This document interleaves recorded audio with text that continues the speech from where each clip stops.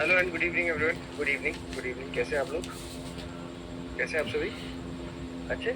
ठीक है, चलिए शुरू करते हैं। और करंट अफेयर्स प्रोग्राम में सबसे पहली न्यूज की तरफ चलते हैं। ठीक है, ठीक है। आवाज आ रही है? ऑडियो वीडियो सब क्लियर है? कंफर्म करिए।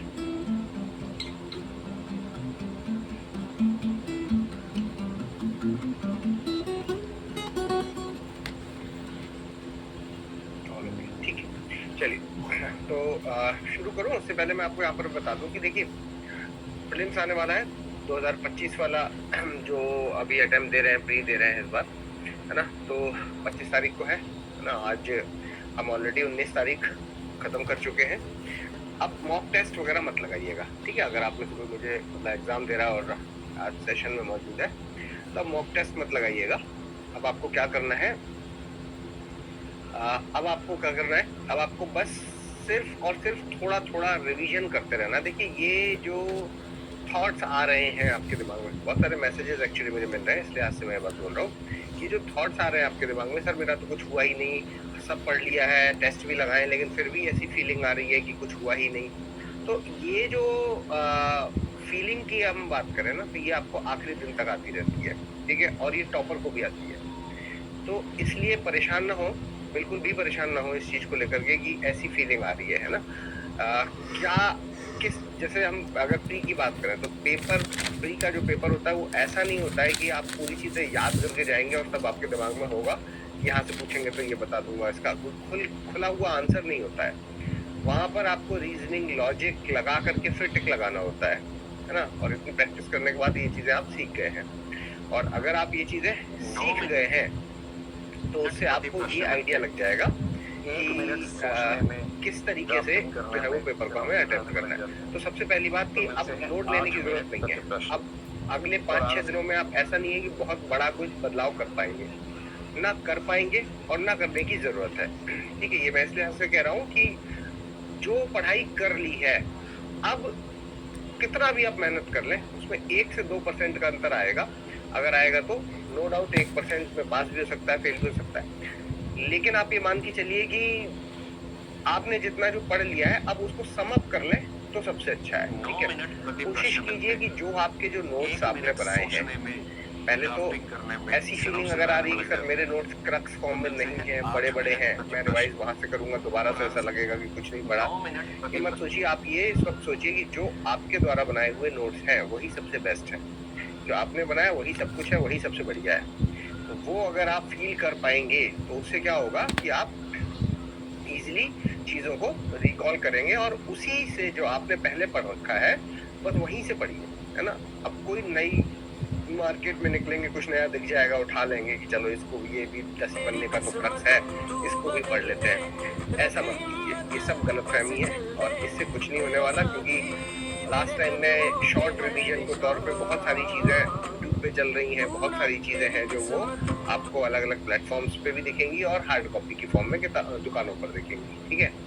उन सब के चक्कर में मत पड़िए। अब सिर्फ आप अपने ऊपर फोकस कीजिए, जो आपने ऑलरेडी कर रखा है उसी को एक बार रिवाइज कीजिए। बाकी कुछ भी नहीं करना है, ना आप मॉक टेस्ट लगाना है ना कुछ करना है, ठीक है। अगर फिर भी मन नहीं माने तो पीवाईक्यू कर लेना, है ना। पीवाईक्यू का जो रेलिवेंस है वो हमेशा बना रहेगा और अभी भी बना हुआ है। वो इसलिए आप ऐसे समझिए कि आपने पहले कुछ खाया, है ना। मान लीजिए कि आपने पहले, सबसे पहले अगर मैं कहूँ आपने तो घर का खाना खाया, है ना। और घर का खाना खाने के बाद फिर आपने क्या किया कि मार्केट का एक्सप्लोर किया, खाना बहुत सारा। लेकिन फिर भी आपको सब हमेशा क्या याद आता है? घर का खाना याद आता है ना। लास्ट में अगर आप फिर से घर का खाना एक बार खा लेंगे तो सारी चीजें आपको रिकॉल हो जाएंगी। मैं कहना यहाँ पर ये चाहता हूँ कि आपने मान लीजिए कि पहले पीवाईक्यू लगाए थे, शुरुआत में जब तैयारी शुरू की थी तो पीवाईक्यू लगाए थे, प्रीवियस ईयर के क्वेश्चन। और फिर उसके बाद आपने क्या किया, प्रीवियस ईयर के क्वेश्चंस लगाने के बाद फिर एमसीक्यूज लगाना शुरू कर दिया। मार्केट में जो एमसीक्यूज थे सब उठाए और लगाए। तो उससे क्या हुआ ना कि जो पैटर्न यूपीएससी पूछता था आप उसके इधर उधर भी चले गए। अब ये तो मजबूरी होती है क्योंकि क्वेश्चंस मिलेंगे कहाँ से, एमसीक्यूज लगाने पड़ेंगे। तो जो यूपीएससी पूछता है, जो उसका दायरा है, जो उसका पैटर्न है पूछने का, उससे आप भटक जाते हैं इधर उधर।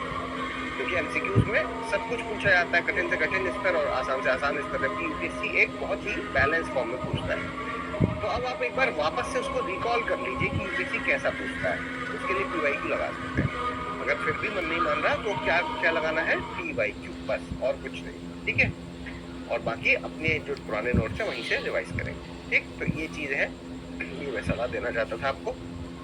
चलिए पहले न्यूज की तरफ चलते हैं। What is the presidential reference. देखो ये मैंने ऑलरेडी आपको पढ़ा रखा, आज फिर से ये आपको इसमें मिलेगा, द हिंदू वाले में आज ये मिल रहा है, ठीक है। तो ये क्योंकि द हिंदू वाले में आज फिर मिलेगा, लेकिन मैंने इसको पूरी लास्ट क्लास में ही रिवाइज करा दिया था। जिन्होंने लास्ट क्लास नहीं की है वो कल की क्लास, मतलब लास्ट जो भी क्लासेस है सैटरडे वाली, उसमें जाकर के देखेंगे तो मिल जाएगा। ये वही वाला है जो आर्टिकल 200 के बारे में बात करता है, 200 और 201 के बारे में बात करता है कि भाई यहाँ पर क्या है कि गवर्नर के पास पावर है कि वो किसी भी बिल को क्या कर सकता है, या तो ओके कर सकता है, या तो खारिज कर सकता है, या तो वो रिकंसिडरेशन के लिए भेज सकता है, और या तो प्रेसिडेंट के एक्सेंट के लिए भेज सकता है। और वहां पर कोई भी समय सीमा निर्धारित नहीं है, समय सीमा है ना, टाइम लिमिट निर्धारित नहीं है, टाइम फ्रेम नहीं है, इसमें समय सीमा नहीं है। क्योंकि समय सीमा नहीं थी तो इसलिए गवर्नर बहुत ज्यादा मिसयूज कर रहे थे, और मिसयूज कर रहे थे तो इसलिए क्या हुआ, क्योंकि गवर्नर बहुत ज्यादा मिसयूज कर रहे थे तो इसकी वजह से क्या हुआ कि सुप्रीम कोर्ट के पास मामला पहुंच गया। बहुत सारी जगहों का इस तरीके का था, स्पेशली तमिलनाडु, मामला सुप्रीम कोर्ट के पास पहुंच गया। और अगर वो मामला सुप्रीम कोर्ट के पास पहुंच गया तो उससे क्या हुआ, सुप्रीम कोर्ट ने फिक्स कर दिया कि 3 महीने के भीतर आपको जवाब देना होगा, ये समय सीमा की टाइम लिमिट होना जरूरी है।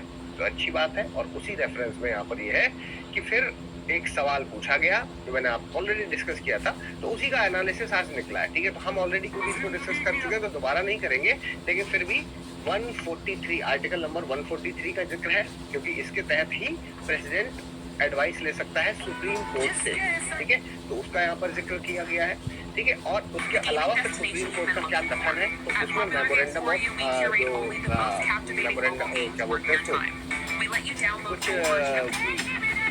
ऑफिस ऑफ मेमोरेंडम, ठीक है, ऑफिस ऑफ मेमोरेंडम है जो एमएचए के, उनका भी जिक्र यहाँ पर किया गया। तो मैंने आपको पहले से बता रखा है, ठीक है। तो अगर आप में से प्लीज किसी ने नहीं देखी है कल की परसों की क्लास तो प्लीज देख लीजिएगा, है ना, वहाँ डिटेल डिस्कशन हमने किया था, रेफरेंस दे दिया। और ये मैंने फिर से क्यों लगाया, सिर्फ और सिर्फ इसलिए लगाया था ताकि आपको इसकी इंपॉर्टेंस पता चले, यहाँ से सवाल आने के चांसेस है। देखो, what does the article 143 of the constitution state, article 143 संविधान का क्या कहता है। Two other nations also have the provisions wherein the government can raise the legal question with their respective judiciaries। क्या दूसरे देशों में भी इस तरीके की प्रावधान है कि सरकारें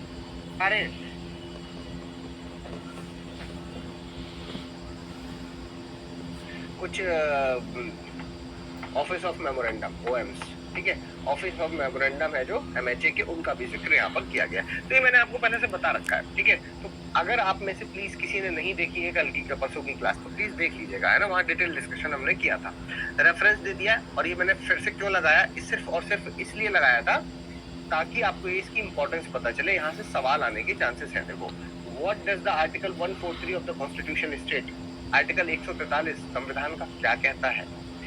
Two other nations also have the provisions wherein the government can raise the legal question with their respective judiciaries। क्या दूसरे देशों में भी इस तरीके की प्रावधान है कि सरकारें लीगल क्वेश्चंस खड़ा कर सकते हैं, लीगल क्वेश्चन खड़ा कर सकते हैं अपनी ही जुडिशरी से।